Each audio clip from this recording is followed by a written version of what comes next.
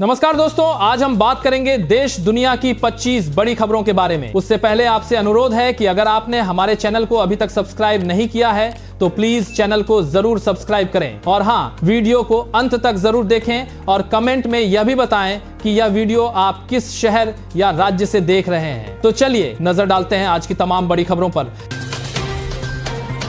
देश भर के लोगों के लिए राहत की खबर है। भारत मौसम विज्ञान विभाग यानी IMD ने आधिकारिक तौर पर घोषणा की है कि दक्षिण पश्चिम मानसून केरल पहुंच गया है। इस बार मानसून सामान्य तारीख 1 जून के मुकाबले करीब 3 दिन की देरी से केरल पहुंचा है। मानसून के आगमन के साथ केरल समेत दक्षिण भारत के कई इलाकों में बारिश की गतिविधियां तेज होने की उम्मीद है। कृषि और जल संसाधनों के लिहाज से मानसून का यह आगमन देश के लिए बेहद महत्वपूर्ण माना जाता है।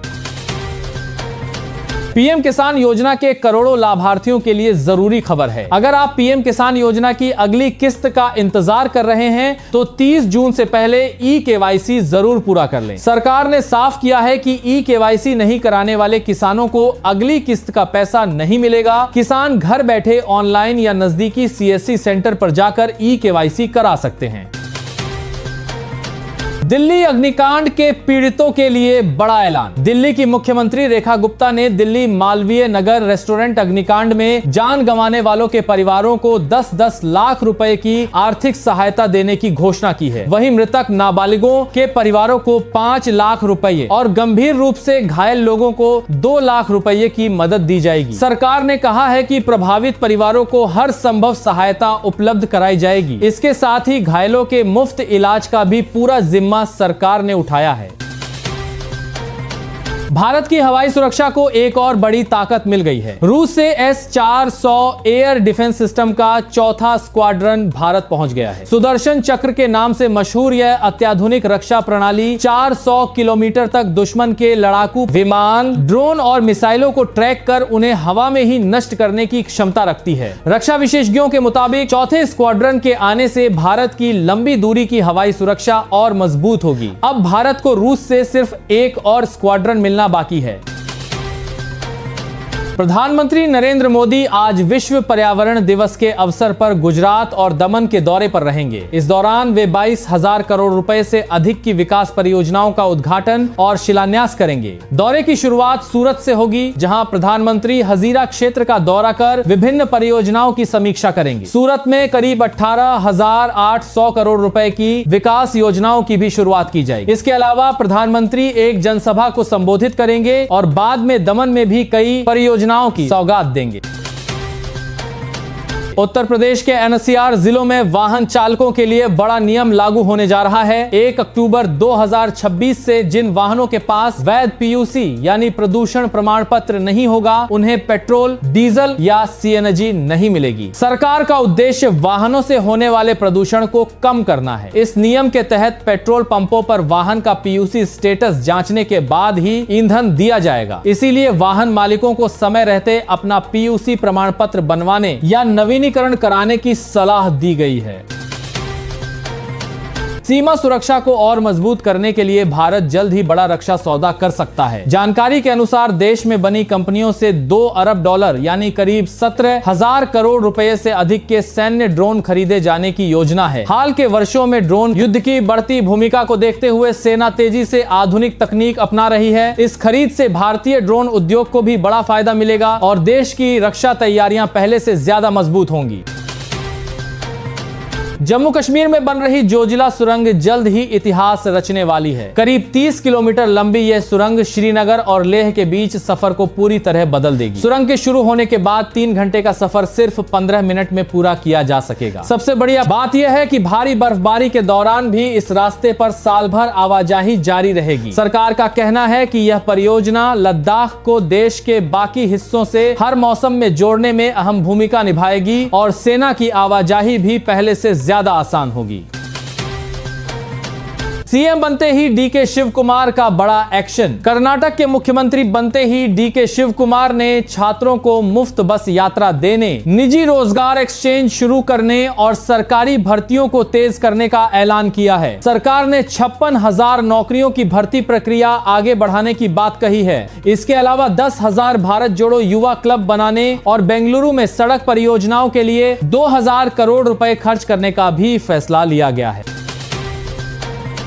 टीम इंडिया को लगा बड़ा झटका। विराट कोहली अफगानिस्तान सीरीज से बाहर। स्टार बल्लेबाज विराट कोहली हैमस्ट्रिंग चोट के कारण अफगानिस्तान के खिलाफ होने वाली 3 मैचों की एक दिवसीय सीरीज से बाहर हो गए हैं। रिपोर्ट्स के मुताबिक आईपीएल 2026 फाइनल के दौरान उन्हें यह चोट लगी थी। भारत और अफगानिस्तान के बीच एक दिवसीय सीरीज 13 जून से शुरू होनी है।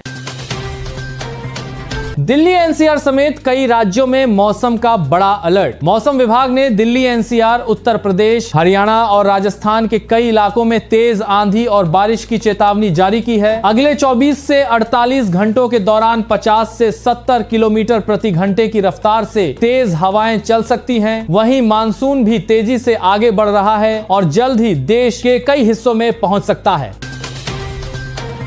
पंजाब के सरकारी स्कूलों में शुरू हुई बड़ी पहल। पंजाब सरकार ने सरकारी स्कूलों में किशोरियों के लिए मासिक धर्म स्वास्थ्य शिक्षा कार्यक्रम शुरू किया है। इस अभियान के तहत छात्राओं को पीरियड से जुड़ी सही जानकारी, स्वच्छता और स्वास्थ्य संबंधी जागरूकता दी जाएगी। सरकार का उद्देश्य मासिक धर्म से जुड़े भ्रम और झिझक को खत्म करना है। महाराष्ट्र के किसानों के लिए बड़ी राहत की खबर है। राज्य मंत्रिमंडल ने 2 लाख रुपए तक के कृषि ऋण माफ करने की योजना को मंजूरी दे दी है। इस योजना के तहत जिन किसानों का फसल ऋण ब्याज सहित 2 लाख रुपए तक बकाया है, उनका पूरा कर्ज माफ किया जाएगा। इसके साथ ही समय पर लोन चुकाने वाले किसानों को 50,000 रुपए तक की प्रोत्साहन राशि भी दी जाएगी। सरकार का कहना है कि इस फैसले से राज्य के लाखों किसानों को राहत मिलेगी। एलपीजी गैस सिलेंडर मंगवाने वाले ग्राहकों के लिए जरूरी खबर है। रिपोर्ट के मुताबिक अब कई शहरों में होम डिलीवरी पर 25 रुपए तक अतिरिक्त शुल्क देना पड़ सकता है। यह शुल्क सिलेंडर को घर तक पहुंचाने की सुविधा के लिए लिया जाएगा। हालांकि यह नियम सभी जगहों पर लागू नहीं है और अलग अलग इलाकों में शुल्क अलग हो सकता है। ग्राहकों को सिलेंडर बुक करते समय पूरी जानकारी जरूर जांच लेनी चाहिए। देश भर में मानसून का इंतजार अब खत्म होने वाला है। मौसम विभाग के अनुसार दक्षिण पश्चिम मानसून अगले 24 घंटे में केरल पहुंच सकता है। आईएमडी ने केरल के कई इलाकों में भारी बारिश, आंधी और बिजली गिरने का अलर्ट जारी किया है। इसके साथ ही आने वाले दिनों में दक्षिण भारत के कई राज्यों में बारिश की गतिविधियां बढ़ने की संभावना है। मौसम विभाग का कहना है कि मानसून के आगे बढ़ने के लिए परिस्थितियां फिलहाल अनुकूल बनी हुई हैं। दिल्ली के किसानों के लिए अच्छी खबर है। दिल्ली सरकार ने बारिश, जलभराव और प्राकृतिक आपदाओं से फसल खराब होने पर मिलने वाले मुआवजे में 50% की बढ़ोतरी कर दी है। सरकार का कहना है कि इससे नुकसान झेलने वाले किसानों को पहले के मुकाबले ज्यादा आर्थिक मदद मिलेगी। यह फैसला किसानों की आय को सुरक्षित रखने का और खेती में होने वाले नुकसान की भरपाई के लिए लिया गया है। दिल्ली एनसीआर में प्रदूषण कम करने के लिए केंद्र सरकार ने बड़ा फैसला लिया है। केंद्रीय कैबिनेट ने 5,041 करोड़ रुपए की योजना को मंजूरी दी है। इस योजना के तहत 10 साल से पुराने डीजल ट्रक और बसों को हटाकर उनकी जगह BS6 और इलेक्ट्रिक वाहन लाए जाएंगे। सरकार का मानना है कि इससे प्रदूषण में कमी आएगी और लोगों को साफ हवा मिल सकेगी। यह योजना दिल्ली, हरियाणा, उत्तर प्रदेश और राजस्थान के एनसीआर क्षेत्रों में लागू की जाएगी। दिल्ली अग्निकांड पर पीएम मोदी का बड़ा ऐलान। दिल्ली के मालवीय नगर में होटल रेस्टोरेंट में लगी भीषण आग में 21 लोगों की मौत हो गई, जबकि कई लोग घायल हुए हैं। इस हादसे पर प्रधानमंत्री नरेंद्र मोदी ने दुख जताते हुए प्रधानमंत्री राष्ट्रीय राहत कोष से मृतकों के परिजनों को 2 लाख रुपए और घायलों को 50,000 रुपए की सहायता राशि देने का ऐलान किया है। हादसे के बाद राहत और बचाव अभियान जारी है। केंद्र सरकार ने बिहार, ओडिशा, मध्य प्रदेश, दिल्ली, एनसीआर और तेलंगाना के लोगों को बड़ी सौगात दी है। सरकार ने इन राज्यों में सड़क, रेल और शहरी विकास से जुड़ी कई बड़ी परियोजनाओं को मंजूरी दी है। इन परियोजनाओं पर हजारों करोड़ रुपए खर्च किए जाएंगे, जिससे कनेक्टिविटी बेहतर होगी और रोजगार के नए अवसर भी पैदा होंगे। सरकार का कहना है कि इन योजनाओं से क्षेत्रीय विकास को गति मिलेगी और लोगों को बेहतर सुविधाएं मिल सकेंगी। देश में मानसून को लेकर एक बड़ी चिंता सामने आई है। विश्व मौसम संगठन और मौसम विशेषज्ञों के मुताबिक इस साल अल नीनो का असर बढ़ सकता है, जिससे भारत में मानसून कमजोर पड़ने की आशंका है। रिपोर्ट्स के अनुसार 2026 में देश में बारिश सामान्य से कम रह सकती है और यह पिछले 11 साल का सबसे कमजोर मानसून भी साबित हो सकता है। इसका असर खेती, जल भंडारण और खाद्य कीमतों पर पड़ सकता है। हालांकि मौसम विभाग लगातार स्थिति पर नजर बनाए हुए हैं।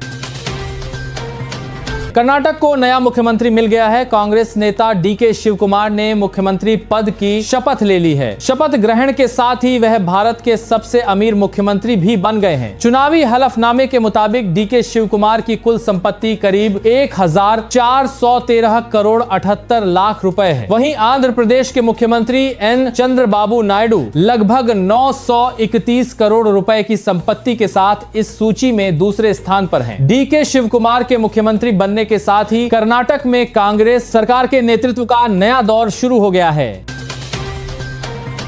भारत के गोल्ड रिजर्व को लेकर फैली खबरों पर आरबीआई ने बड़ा स्पष्टीकरण दिया है। कुछ रिपोर्ट्स में दावा किया गया था कि आरबीआई ने करीब 12 अरब डॉलर का सोना बेच दिया है, लेकिन केंद्रीय बैंक ने इन दावों को पूरी तरह गलत बताया है। आरबीआई ने कहा कि उसके पास मौजूद 880.52 टन सोने का भंडार पूरी तरह सुरक्षित है और इसमें कोई कमी नहीं आई है। केंद्रीय बैंक ने लोगों से अफवाहों पर भरोसा न करने की अपील की है।